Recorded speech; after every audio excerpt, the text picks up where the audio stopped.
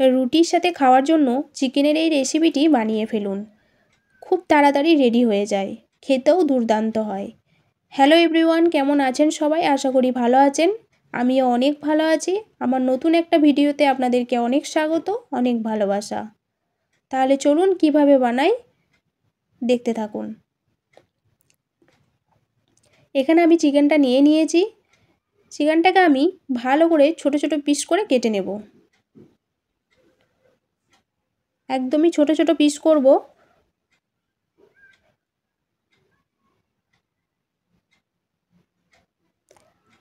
দেখুন, ঠিক এইভাবে আমি ছোট ছোট পিস করে কেটে নিচ্ছি। সব কটা আমার কাটা হয়ে গেছে। এটাকে আমি ভালো করে ধুয়ে পরিষ্কার করে নেব।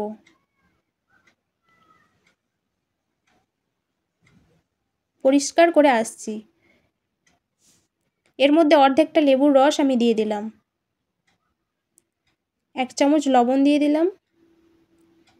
1 চামচ হলুদ, 1 চামচ লঙ্কা গুঁড়ো, ছোট চামচের 1 চামচ আদা বাটা, 1 চামচ রসুন বাটা। এবার এটাকে আমি ভালো করে মিক্সড করে নেব।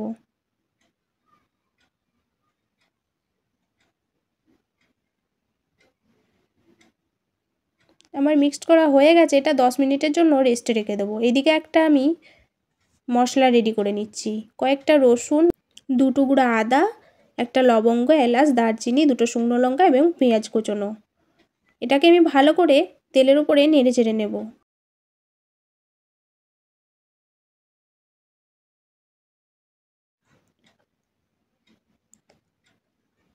অল্প একটু নাড়াচাড়া করার পর এটাকে আমি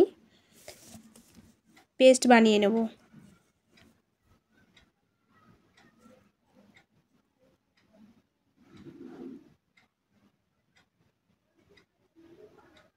ব্যাস, আমার হয়ে গেছে। এরপর একটা মিক্সি জারে আমি এটাকে তুলে নেব এবং পেস্ট বানিয়ে নেব। এইদিকে আমি 2 চামচ সর্ষের তেল দিয়ে দিলাম। চিকেনগুলোকে একটা একটা করে ভেজে নেব আমি। একটা একটা করে আমি দিয়ে দেব।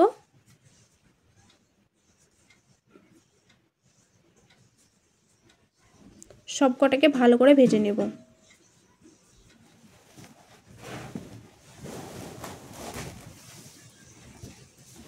ব্যাস, আমি ভালো করে ভেজে নিয়েছি। এবার তুলে নেব।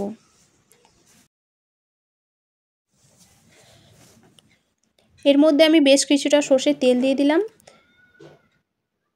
যে পেস্টটা আমি রেডি করে রেখেছিলাম সেটা দিয়ে দিলাম।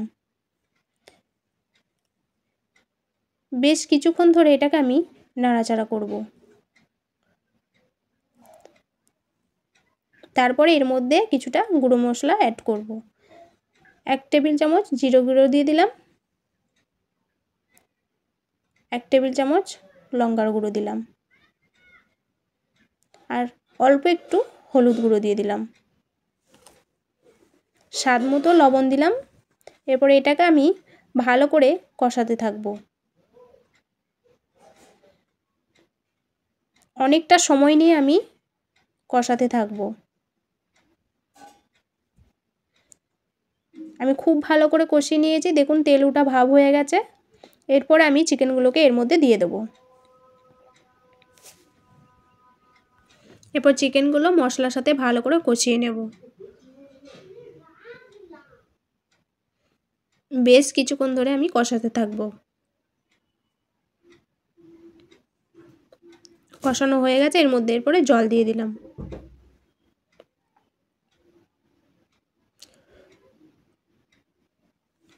এরপর ঢাকনা দিয়ে দিয়ে চিকেনটাকে আমি ভালো করে সিদ্ধ করে নেব। ঢাকা দিয়ে দিয়ে দিয়ে আমি ভালো করে সিদ্ধ করে নিচ্ছি।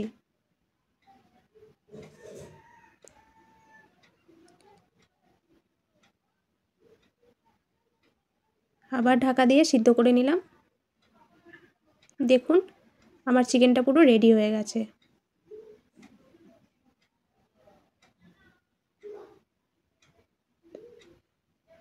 চিকেনটা আমার পুরো রেডি। এরপরে উপর থেকে ধনেপাতা ছড়িয়ে দিলাম।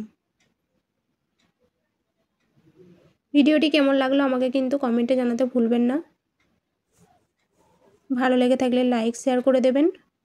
দেখা হচ্ছে পরের ভিডিওতে। ততক্ষণে ভালো থাকুন, সুস্থ থাকুন। ধন্যবাদ। একে বাংলার আশা, একে বাংলার আশা।